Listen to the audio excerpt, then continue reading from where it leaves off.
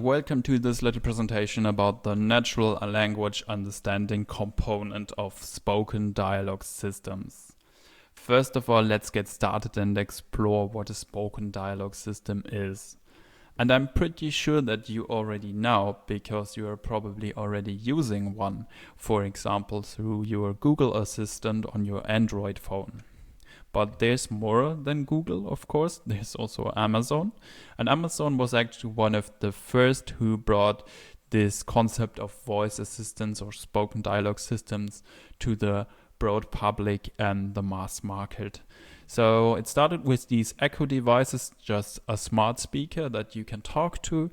And later they released several other products from this family. For example, here the Echo Show devices that adds a screen on top where you can use touch interaction or visual interaction with the device. Then they have integrated Alexa into TVs, so you can just ask your TV by your voice to play your favorite TV show, for example.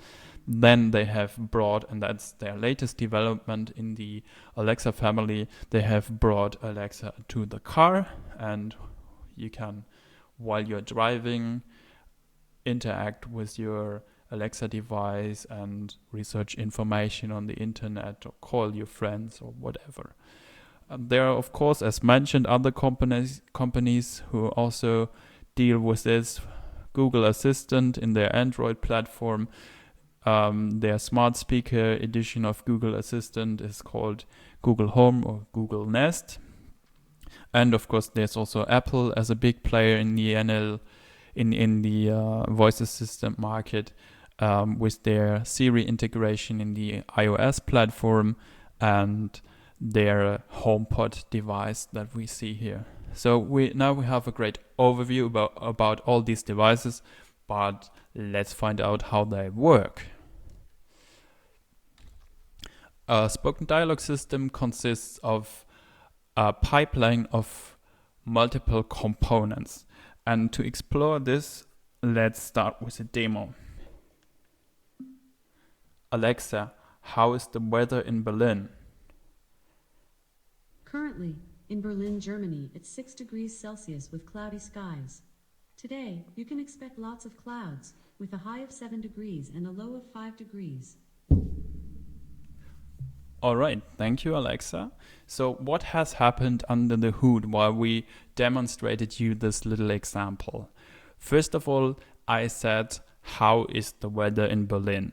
This is a spoken utterance, and this spoken utterance was recorded by my Alexa device, and this recording, this audio signal, is then sent to the Amazon cloud, and in the Amazon cloud the entry point here is the speech-to-text component, also called automatic speech recognition, and these components take this audio recording and recognize what I have said and convert it to a text, to a written text. This written text is processed by the NLU component that finds out what I want, what I mean.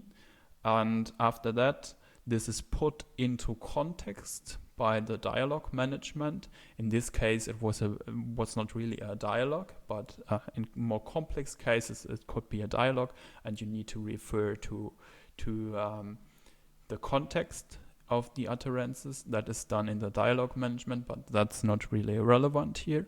And then something is processed in the backend. Our backend, for example, fetches the weather forecast for Berlin from an API and then renders a text that should be read out. For example, the weather in Berlin is 6 degrees Celsius and you should expect some clouds today. And this is rendered as a text again, and this text of course needs to be read out. And this is done in the text-to-speech component that synthesizes the written text to a spoken utterance.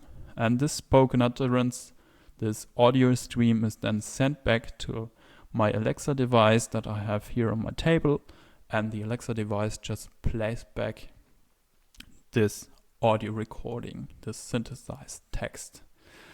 That all happens under the hood in this simple example here. focus of this presentation, and that's why it's highlighted in red here, is only the natural language understanding component. So what does the user mean? What does the user want? How can we find out that? NLU, natural language understanding. That's basically from the utterance to the intent. The utterance is what the user says. For example, Alexa, how's the weather in Berlin? The intent is what the user means. For example, show me the weather at the location Berlin. So let's come to our research questions. How can we map utterances to intents? It's not that easy, actually. We can ask, how is the weather in Berlin?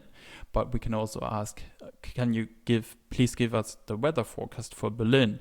Or what is the temperature in Berlin? Or does it rain in Berlin? Or is it sunny in Berlin? There are plenty of variations of spoken utterances, and they all need to be mapped to the correct intent.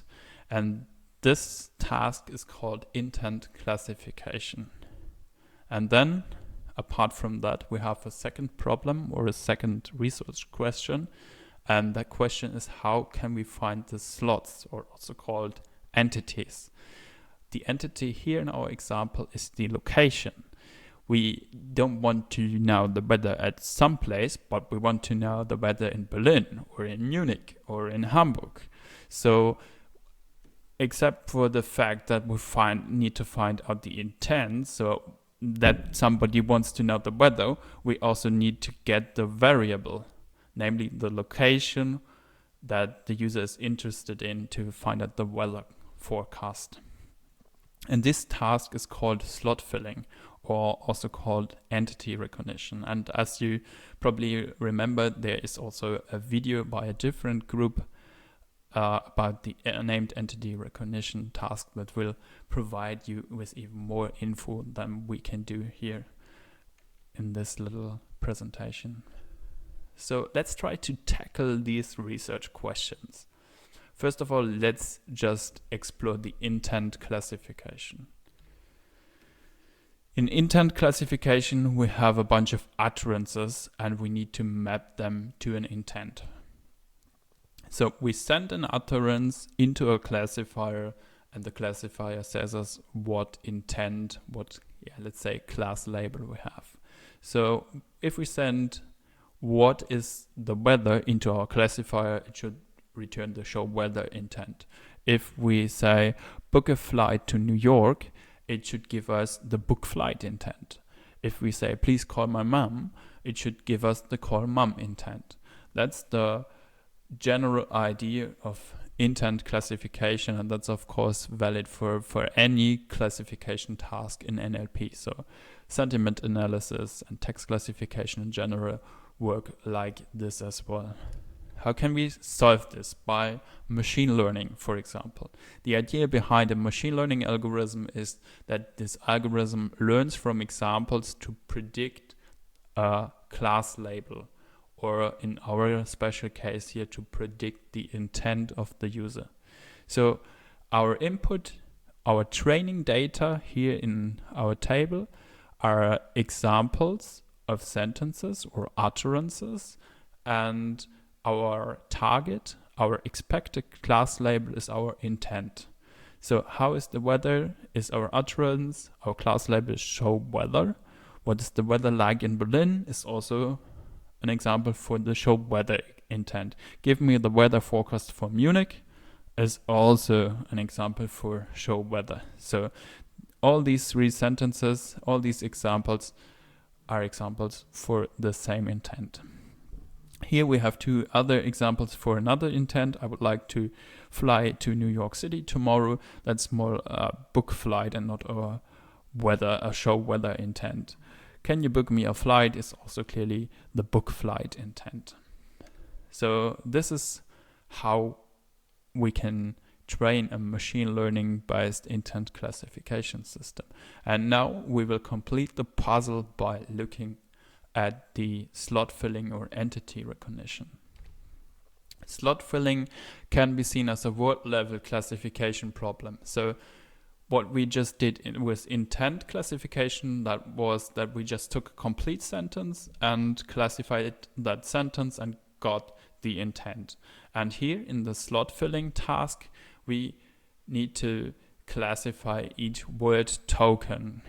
And we have done this here for some examples. And let's first ignore these B's and I's and so on. Just look at these labels here: location, person, and time and date. So, and this O means outside, which means there is nothing detected here. So in the sentence, what is the weather like in Berlin? The words what is the weather like in are outside of our location context. We are not interested in them, so we classify them as O, and Berlin is our location. Send an email to Alice Edwards. We have a person here. So Alice is a person and Edwards is also part of the person. And schedule a meeting for tomorrow at 11 o'clock. We have a date here, the word tomorrow. And then we have 11 o'clock, which is a time. So we have two challenges here with the slot filling task. One of these challenges is that words needs to be considered in the context. So for example, if we have the sentence Apple has released the iPhone versus the apple is tasty, it is clear to us that only from the context we can infer the meaning of the word apple here. Because Apple has released the iPhone here, apple is probably not a fruit. And here in the apple is tasty, probably the apple here is a fruit and not a company. So that is challenge number one. And challenge number two is often a slot consists of a sequence of word tokens. For example, here at 11 o'clock or here at Alice Edwards. So we somehow need to make sure that this works over word boundaries, because sometimes more than one word belongs to one slot or entity. And this is where the IUB schema comes in here that I have presented here on the side. I have already introduced you to the outside token. Outside is everything that is not interested, that we are not interested in. But the solution to this sequence problem is actually the B and the I. B stands for begin and I stands for inside. And let's just have a look at a person person entity here. So we can see that we have B person and I person. So Alice is B person and Edwards is I person. And using this schema, we mark Alice as the B, the beginning of a person, and then we mark Edwards, which is Alice's last name, as inside of the person entity. So later, if we get these tokens for our, if we get these labels for our word tokens, we can conclude that this is one entity because we have a beginning and everything that follows has an I in front of it, so it's inside of the same token. If we had two persons next to each other, for example, if I say Alice, Bob, and Susie are walking in the park, then I would have multiple persons next to each other and they would all be a B person, and it would be clear that these are separate slots, that these are 2 or 3 persons and not one person that has multiple names or first name or last name. The same is valid here for the time label. Our time entity or slot starts here at the 11. This is the beginning of our time entity, and then it is going on here with the o'clock. So 11 o'clock is one an entity that is connected. So Now that we know what word level classification is and how we can solve slot filling with it, let's have a quick look at how to get training data for our machine learning based slot filling. Normally, if we define an interaction model, for example, for Alexa, we put example utterances for our intent. For example, for our weather intent, this is how is the weather in location? What is the weather like in location? Give me the weather forecast for location. Is it raining in location? Or what is the temperature in location? So we have replaced our variable, our slot here, with a variable called location. And then we have examples for our location slot: Hamburg, San Francisco, Paris, New York, or my hometown. As you see, it doesn't have to be a name of a city, but it can also be something that can be understood in the context of the user and mapped to a city later. So if we puzzle this together, we have 5 examples for our weather intent, and we have 5 examples for our location slot. And now we can puzzle it together and take this sentence and fill in the word Hamburg for location, or fill in the word San Francisco for the location, or Paris, or New York, or my hometown. This is indicated here at the bottom of the slide. So we have 5 times 5. That is 25 possible training sentences from these 5 by 5 examples. Then we just train our machine learning system taking the sentence as input. Is it raining in Paris? Then as the target we have outside, outside, outside, outside, and then beginning of location. And here for the other example, what is the weather like in San Francisco? Our target is outside, outside, outside, outside, outside, outside, beginning of location, inside location.